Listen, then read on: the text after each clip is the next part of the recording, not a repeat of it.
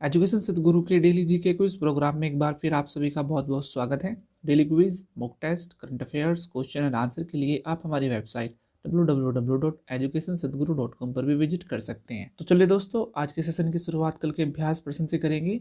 कल हमने आपसे अभ्यास प्रश्न में पूछा था कि हाल ही में प्रधानमंत्री नरेंद्र मोदी ने किस शहर में 614 करोड़ रुपए की विकास परियोजनाओं का उद्घाटन एवं शिलान्यास किया है। Option A Vadodara, B Ahmedabad, C Agra या फिर डी वाराणसी। इस प्रश्न का सही आंसर है ऑप्शन डी यानी Varanasi.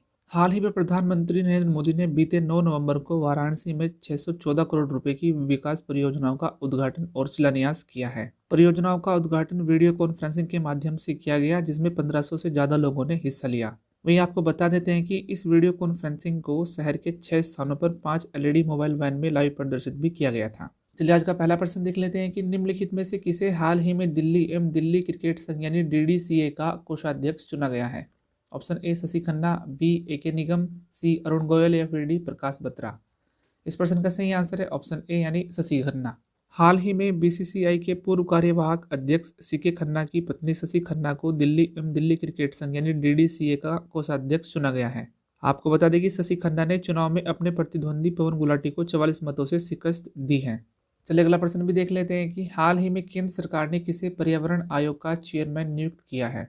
Option A Akash Devegowda, B Puneet Kumar Pundir, C MM Kutty या फिर डी आरपी मीणा। इस प्रश्न का सही आंसर है ऑप्शन सी यानी एमएम कुट्टी।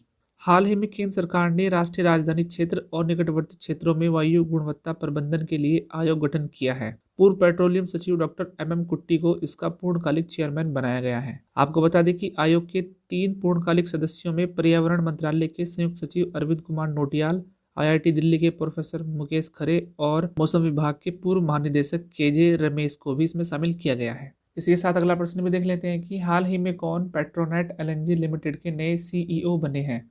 Option A Rakesh Kumar Choubey, B Akshay Kumar Singh, C SK Chaudhary या फिर डी दिनेश गौतम। इस प्रश्न का सही आंसर है ऑप्शन बी यानी अक्षय कुमार सिंह। हाल ही में इंडियन ऑयल कॉरपोरेशन के पाइपलाइन व्यवसाय के अक्षय कुमार सिंह भारत के सबसे बड़े गैस आयातक पेट्रोनेट एलएनजी लिमिटेड के नए प्रबंध निदेशक यानी एमडी और सीईओ बने हैं। आपको बता दें कि अक्षय कुमार सिंह प्रभात सिंह का स्थान लेंगे, जिनका कार्यकाल बीते 13 सितंबर को पूरा हो गया था। चलिए अगला प्रश्न भी देख लेते हैं कि निम्नलिखित में से किस क्षेत्र में जेसीबी पुरस्कार दिया जाता है। ऑप्शन ए साहित्य, बी नृत्य, सी संगीत या फिर डी चित्रकला। इस प्रश्न का सही आंसर है ऑप्शन ए यानी साहित्य।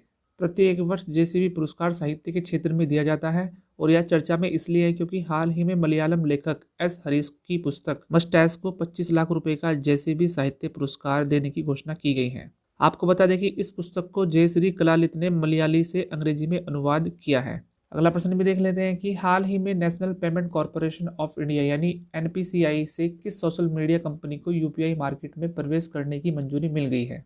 Option A ShareChat, B WhatsApp, C Facebook या फिर डी ट्विटर। इस प्रश्न का सही आंसर है ऑप्शन बी यानी WhatsApp.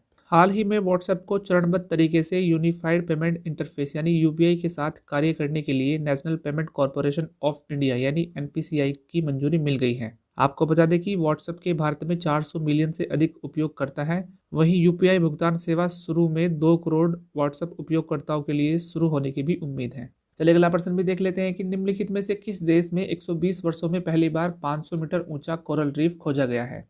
Option A Madagascar, B New Zealand, C Australia या फिर डी मॉरिशस।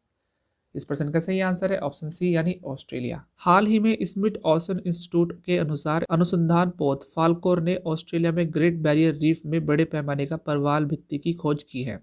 आपको बता दें कि यह अनुसंधान पोत ऑस्ट्रेलिया के आसपास के महासागर के 12 महीने के अन्वेषण मिशन का कार्य कर रहा है। चलिए अगला प्रश्न भी देख लेते हैं कि नॉर्डिक बाल्टिक कॉर्पोरेशन फ्रेमवर्क में कुल कितने सदस्य देश शामिल हैं। ऑप्शन ए 8, बी 6, सी 12 या फिर डी 9। इस प्रश्न का सही आंसर है ऑप्शन ए यानी 8। नॉर्डिक बाल्टिक कॉर्पोरेशन फ्रेमवर्क में कुल 8 सदस्य देश शामिल है और यह चर्चा में इसलिए है क्योंकि हाल ही में विदेश मंत्री डॉक्टर एस जयशंकर ने प्रथम भारत नॉर्डिक बाल्टिक कॉन्क्लेव को संबोधित किया है। वहीं इसके अलावा आपको बता देते हैं कि इस फ्रेमवर्क में Denmark, Estonia, Finland, Iceland, Latvia, Lithuania, Norway और स्वीडन शामिल हैं। इसी के साथ अगला प्रश्न भी देख लेते हैं कि निम्नलिखित में से किस तिथि को विश्व विज्ञान दिवस मनाया जाता है। ऑप्शन ए 8 नवंबर, बी 9 नवंबर, सी 10 नवंबर या फिर डी 11 नवंबर। इस प्रश्न का सही आंसर है ऑप्शन सी यानी 10 नवंबर। प्रत्येक वर्ष 10 नवंबर को विश्व विज्ञान दिवस मनाया जाता है और इसका उद्देश्य समाज में विज्ञान की भूमिका को रेखांकित करना और जन सामान्य के जीवन में विज्ञान के प्रभाव को प्रदर्शित करना है। आपको बता देते हैं कि इस दिन शांति एवं विकास कार्यों में विज्ञान के योगदान के बारे में जानकारी दी जाती है। चलिए अगला प्रश्न भी देख लेते हैं कि निम्नलिखित में से कौन सा राज्य हाल ही में पढ़ना लिखना अभियान कार्यक्रम का हिस्सा बना है। Option A Kerala, B Tamil Nadu, C Madhya Pradesh या फिर डी गुजरात। इस प्रश्न का सही आंसर है ऑप्शन ए यानी केरल। केरल हाल ही में पढ़ना लिखना अभियान कार्यक्रम का एक हिस्सा बन गया है और अब यह राज्य साक्षरता कार्यक्रमों के लिए केंद्रीय फंड्स प्राप्त करेगा। आपको बता देते हैं कि पढ़ना लिखना अभियान केंद्र सरकार द्वारा शुरू किया गया पढ़ने और लिखने का अभियान है और इसका लक्ष्य 2030 तक देश में पूर्ण साक्षरता के लक्ष्य को प्राप्त करना है। चलिए आज के सेशन का अपना आखिरी प्रश्न भी देख लेते हैं कि हाल ही में किस देश ने एक ही रॉकेट से 13 उपग्रहों को सफलतापूर्वक लॉन्च किया है। Option A Bharat, B America, C रूस या फिर डी चीन। इस प्रश्न का सही आंसर है ऑप्शन डी यानी चीन। हाल ही में चीन ने ताइवान सैटेलाइट लॉन्च सेंटर से लॉन्ग मार्च 6 कैरियर रॉकेट से 13 उपग्रहों को सफलतापूर्वक लॉन्च किया है। इसमें अर्जेंटीना के 10 उपग्रह शामिल हैं और इस प्रक्षेपण को चीन द्वारा विदेशी उपग्रहों का सबसे बड़ा प्रक्षेपण कहा जा रहा है। चलिए आज का अभ्यास प्रश्न भी देख लेते हैं कि हाल ही में राज्य प्रायोजित आतंकवाद की सूची में से किस देश को हटाए जाने के फैसले का भारत ने स्वागत किया है। ऑप्शन ए सूडान, बी माली, सी चाड या फिर डी नाइजर। इस अभ्यास प्रश्न का आंसर आप हमारे कमेंट सेक्शन में जरूर दीजिएगा और यदि आज की वीडियो आपको पसंद आई है तो वीडियो को प्लीज़ लाइक करें, कमेंट करें और दूसरों के साथ शेयर भी करें। और अगर आप पहली बार इस चैनल पर विजिट करें तो चैनल को सब्सक्राइब करना बिल्कुल भी मत भूलें और बेल वाले आइकन को जरूर दबाएं ताकि आने वाली नई वीडियो की नोटिफिकेशन सबसे पहले आप ही के पास हो। तब तक के लिए आप इस चैनल पर लगातार बने रहिए।